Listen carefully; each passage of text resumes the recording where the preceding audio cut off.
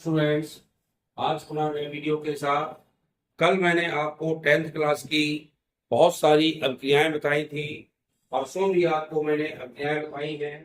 तो जो पाठ का नाम है वह आपका रासायनिक अभिक्रियाएं, रासायनिक अभिक्रियाएं एवं समीकरण, ये पाठ का नाम है आपका। इसमें मैंने आपको परसों जो पढ़ाई थी उसमें आपने देखा था रासायनिक समीकरण पढ़ाया था। इसमें आपको अभिकारक और उत्पाद पढ़ाया था। फिर आपको मैंने क्रियाएं पढ़ाई थी, उपचयन और अपचयन, और उपचयन अपचयन के बाद ऊष्मा छेपी ऊष्मा शोषी परसों पढ़ाई थी। कल मैंने आपको पढ़ाई है क्रियाएं विस्थापन और द्विविस्थापन पढ़ाई हैं। और विस्थापन द्विविस्थापन के अलावा मैंने आपको और भी अभिक्रियाएं संयोजन और वियोजन अभिक्रियाएं पढ़ाई हैं। इन अभिक्रियाओं को आपने पढ़ा होगा और उनका तरीका भी देखा होगा। इस तरह से ये सभी क्रियाएं थी। अब मैं आगे चलता हूं आपके साथ। इसमें अब मैं बता रहा हूं आपको रेडॉक्स अभिक्रिया, ये भी परीक्षाओं में आती है। रेडॉक्स अभिक्रिया, रेडॉक्स अभिक्रिया का एक नाम और है उपापचयन। क्या कहलाती है? उपापचयन अभिक्रिया। तो जब उपापचयन आ जाए और चाहे रेडॉक्स आ जाए वही होती है, यानी उपचयन और अपचयन मिलकर के उपापचयन अभिक्रिया बनती है। उपापचयन अभिक्रियाएं ऐसी अभिक्रियाएं होती हैं कि ऐसी अभिक्रियाएं जिनमें एक अभिकारक का तो उपचयन होता है और दूसरे अभिकारक का अपचयन होता है। फिर सुन लीजिए, ऐसी अभिक्रियाएं जिसमें एक अभिकारक का उपचयन और एक अभिकारक का अपचयन होता है, ऐसी अभिक्रियाओं को रेडॉक्स या उपापचयन अभिक्रियाएं कहते हैं। सबको समझ आ गया होगा। ऐसी अभिक्रियाएं जिसमें एक अभिक्रिया का तो उपचयन और दूसरे अभिकारक का अपचयन हो, उन्हें रेडॉक्स अभिक्रियाएं कहते हैं। उदाहरण देख रहे हैं, जैसे हमने लिया Fe2O3, इनके सबके नाम जरूर लिखें। इसका नाम है फेरिक ऑक्साइड, लीजिए इसको कहते हैं फेरिक ऑक्साइड, और यह होगा सॉलिड। सॉलिड का अर्थ ठोस होता है। अब हमने इसकी क्रिया कार्बन मोनोऑक्साइड से कराई और ये कहलाता है गैसेज। कार्बन मोनोऑक्साइड क्या है? गैस। जब ये क्रिया होगी तो H2 बनेगा, Fe अलग हो जाएगा। Fe कैसा बनेगा स्टूडेंट? सॉलिड बनेगा। Fe सॉलिड होगा और साथ में क्या निकलेगा? ये C है, O है, तो यहाँ CO2 निकलेगी और ये भी गैस होगी। थोड़ा सा इनको बैलेंस जरूर करना पड़ेगा। Fe2O, O के 3 है ना, तो वहां पे O के कितने हैं? 2 हैं। तो सबसे पहले ध्यान दीजिए, यहाँ पे आपने देखा 2 है तो 3 यहाँ लगा, 3 दूनी 6, ऑक्सीजन 6 हो गए ना। जब ऑक्सीजन यहाँ 6 हो गए तो इसके भी कितना करना पड़ेगा? 6। 3 तो ऑलरेडी है, यहाँ पे 3 लगा दो, ये भी 6 हो गए। समझ गए अच्छे से?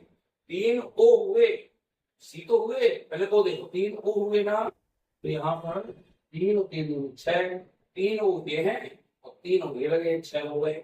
यानी दोनों तरफ के अभिकारक और उत्पाद के तत्वों की संख्या बराबर होनी चाहिए। इस तरह से आपके ये आ गया, बराबर हो गए। अब यहाँ पर सी के थे को के, यहाँ पर भी 3 है। Fe यहाँ पर 2 है, तो हमें Fe के आगे भी क्या लगाना पड़ेगा? तो ऐसी अभिक्रियाएं जिसमें एक अभिकारक का तो उपचयन होता है और एक का अपचयन होता है। मैंने उपचयन अपचयन परसों आप पढ़ा दी थी। उपचयन में ऑक्सीजन आपका होता है, ये आपको। तो उपचयन अपचयन को मिलकर के जो अभिक्रिया होगी वो कहलाएगी उपापचयन अभिक्रिया। क्या कहलाएगी? उपापचयन अभिक्रिया। और इसी को हम रेडॉक्स अभिक्रिया के नाम से भी जानते हैं। तो रेडॉक्स अभिक्रिया आ जाए चाहे उपापचय अभिक्रिया आ जाए, ये दोनों अभिक्रियाओं को आपको बहुत अच्छे से पढ़ना है। यह ध्यान रखिएगा, अच्छे से इनको पढ़ें और बार बार इनका अभ्यास भी करें, तो ये आपसे बहुत अच्छे से बनने लगेंगे। एक क्वेश्चन रिडक्स का आपका हो गया, इसी को उपापचयन कहते हैं, ये नोट कर लीजिए। ऐसी अभिक्रियाएं जिसमें एक अभिकारक मैंने क्रिया भाग लेने वाले, एक अभिकारक का उपचयन और एक अभिकारक का अपचयन होता है, ऐसी अभिक्रियाओं को रिडक्स या उपापचयन अभिक्रियाएं कहते हैं। क्लियर हो गया। अगली क्रिया बता रहा हूं मैं, अवक्षेपण अभिक्रिया। बहुत सारी क्रिया मैंने बता दी, सभी क्रिया अच्छे से पढ़िए, और जो क्लियर ना हो उसको कमेंट करके मुझसे पूछिए, मैं उनको दोबारा अच्छे से पढ़ाऊंगा। अवक्षेपण क्या है इसको समझो। जब दो अभिकारक विलयन आपस में, अभिकारक विलयन, अभिकारक माने क्रिया में भाग लेने वाले, फिर सुन लीजिए, अभिकारक माने जो क्रिया में भाग लेते हैं, उनका मैंने एक नाम और बताया था, क्रियाकारक कहलाते हैं।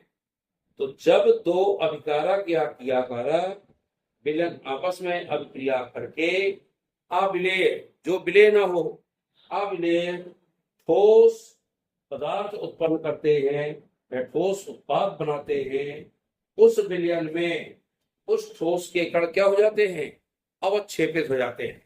मान लीजिए कोई ठोस विलयन बनता है, तो ठोस में हमने देखा तो नीचे अवक्षेपित हो जाए, अवक्षेपित माने अवक्षेपण, अवक्षेपण यानी फेना जिसे कहते हैं, तो नीचे वो अवक्षेपित हो जाते हैं, ऐसी अभिक्रिया को अवक्षेपण अभिक्रिया कहते हैं।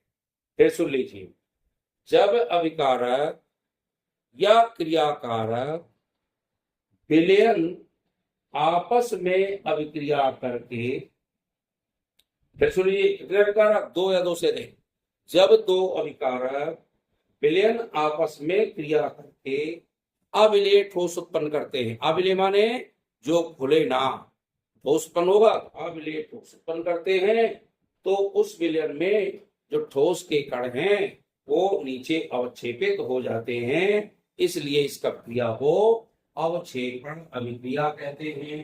उदाहरण में चलिए, हमने लिया है यहाँ AgNO3, इसका नाम लिखिए सिल्वर नाइट्रेट। और सिल्वर नाइट्रेट कैसा है, ये एक्वाटिक विलयन, जली विलयन, एक्वाटिक, एक क्यों माने होता है एक्वाटिक। और हमने लिया यहाँ NaCl तत्व को मैं आपको भी ये भी एक्वाटिक है, दोनों हमने एक्वाटिक विलयन ले लिए, इसका नाम क्या लिखोगे, सोडियम, ये सब होता साधारण को कहलाता है, और केमिस्ट्रिकल नाम इसका है सोडियम फ्लोराइड। और ये जब यहाँ पर बनेगा AgCl का अवक्षेप बनेगा, क्या बनेगा, अवक्षेप, क्या बनेगा, अवक्षेप। और इसके ठोस कण कहाँ, नीचे जमा हो जाएंगे, नीचे जमा हो जाएंगे, और वो कहलाएगी आपकी अवक्षेपण अभिक्रिया। प्लस क्या बनेगा, यहाँ क्या बचा, Na बचा और NO3 बचा, यहाँ NaNO3 हो जाएगा और ये हो जाएगा एक, इसका नाम लिख लीजिए सोडियम नाइट्रेट। क्या लिखोगे, सोडियम नाइट्रेट। इसका नाम क्या लिखोगे, सिल्वर क्लोराइड। ये सिल्वर क्लोराइड का अवक्षेप है और ये आपका सोडियम नाइट्रेट का अवक्षेप वो है, एक्वाटिक विलयन है। तो जब, फिर सुन लो, दो अभिकारक विलयन आपस में अभिक्रिया करके अविलेय ठोस उत्पाद बनाते हैं, तो उस विलयन के ठोस के कण नीचे अवक्षेपित हो जाते हैं, बैठ जाते हैं, इसलिए इस क्रिया को अवक्षेपण अभिक्रिया कहते हैं। यह आपको ध्यान रखना है और इस तरह से आपको इन अभिक्रियाओं को बहुत अच्छे से पढ़ना है। जब ये क्रियाएं आपसे बनने लगेंगी तो आप निश्चित रूप से अच्छे से इसको अध्याय को पढ़ पाएंगे और आपसे ये बनने लगेगा। एक क्वेश्चन और बता दूं मैं आपको, रासायनिक समीकरण किसे कहते हैं, इसका उदाहरण सहित या संतुलित रासायनिक समीकरण लिखिए। तो रासायनिक समीकरण बता भी चुका हूं, मैं फिर बता रहा हूं आपको। किसी रासायनिक अभिक्रिया को, किसी रासायनिक अभिक्रिया क्या है, दो या दो से अधिक यौगिक आपस में मिलकर के उत्पाद का निर्माण करते हैं, इस ऐसी क्रियाओं को रासायनिक अभिक्रिया कहते हैं। और किसी रासायनिक अभिक्रिया को समीकरण के रूप में उसके अभिकारकों एवं उत्पादों को प्रतीकात्मक रूप में लिखने को रासायनिक समीकरण कहते हैं। हमारे दो या दो से अधिक अभिकारक होंगे, उनको रासायनिक समीकरण के रूप में लिखेंगे, और जो उत्पाद बनेंगे उन्हें भी रासायनिक समीकरण के रूप में लिखेंगे। तो यह पूरे रासायनिक समीकरण आपके जो बनेंगे उनको प्रतीकात्मक रूप में लिखने की जो क्रिया है वह कहलाएगी रासायनिक समीकरण।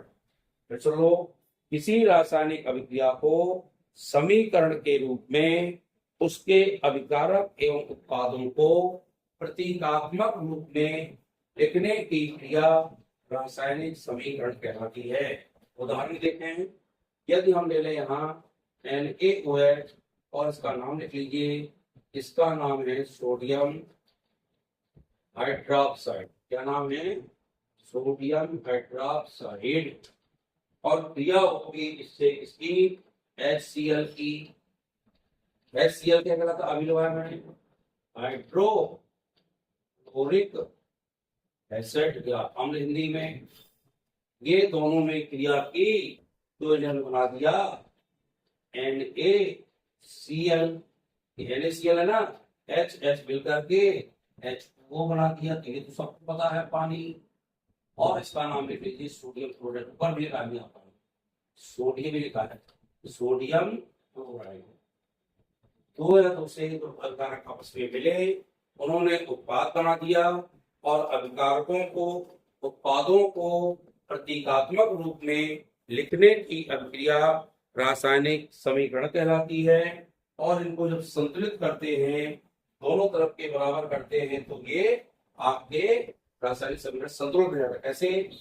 वो के देख लें, यहाँ पे एक है, यहाँ पर भी एक है, Cl यहाँ एक है, यहाँ भी Cl एक है, H के यहाँ एक है, तो यहाँ H के भी एक है। ये हमने संतुलित कर दिया। ये क्या बना यहाँ पे? ये था एक्वाटिक।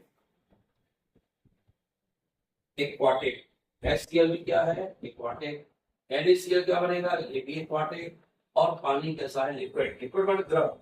एक्वाटिक कहलाता है जलीय, L कहलाता है लिक्विड माने द्रवीय या द्रव, और S कहलाता है सॉलिड या ठोस। ऐसी ये अभिक्रियाओं को आपको देखना है।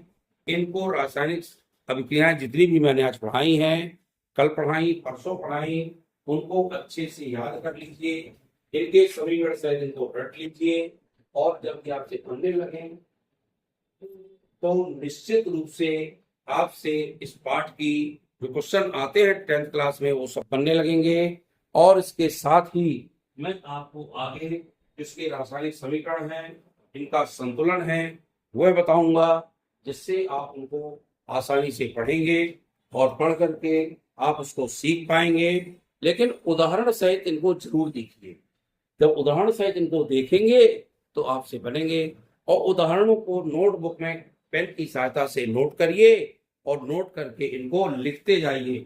लिखने का अभ्यास जरूर करिए। जब लिखने का अभ्यास करेंगे तो आपसे अच्छे से वो चीज बनेगी। और समीकरण जितना लिखोगे उतने ही समीकरण आपसे बनेंगे।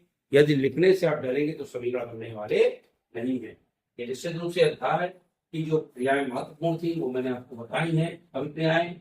अब मैं इनको रासायनिक समीकरण बताऊंगा जो परीक्षा में दिक्कत आते ही है। मान लीजिए समीकरण आ जाता है, या भाषा आ गई, भाषा को कैसे लिखेंगे, कैसे उनके सूत्रों को बनाएंगे, कैसे उनके यौगिक लिखेंगे, यह भी आप अच्छे से सीखेंगे। जब आप ये पढ़ना सीख जाएंगे तो ये पाठ आपका बहुत अच्छे से कंप्लीट हो जाएगा। आप निश्चित रूप से वीडियो को लाइक शेयर करें और चैनल को हमारे सब्सक्राइब करते हुए आगे बढ़ाएं। बहुत बहुत धन्यवाद।